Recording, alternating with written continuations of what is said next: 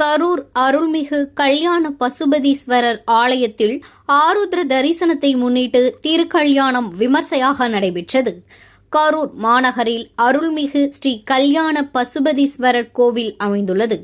ஸ்ரீ அலங்காரவள்ளி ஸ்ரீ சௌந்தரநாயகி சமேத ஸ்ரீ கல்யாண பசுபதீஸ்வரர் சுவாமி கோவிலில் ஆருத்ர தரிசன மகாட்சவ விழா ஸ்ரீ நடராஜ் ரக்ஷா பந்தனம் ஸ்ரீ மாணிக்க வாசகர் ஸ்ரீ வெம்பாவை உற்சவத்துடன் துவங்கியது. அதனைத் தொடர்ந்து இன்று ஸ்ரீ அலங்காரவள்ளி சௌந்தரநாயகி சமேத ஸ்ரீ கல்யாண பசுபதீஸ்வரர் சுவாமிக்கு பட்டாடை உடுத்தி வண்ண வண்ண மலர்களால் அலங்கரிக்கப்பட்டு காட்சியளித்த சுவாமிக்கு திருக்கல்யாணம் வெகு விமர்சையாக நடைபெற்றது.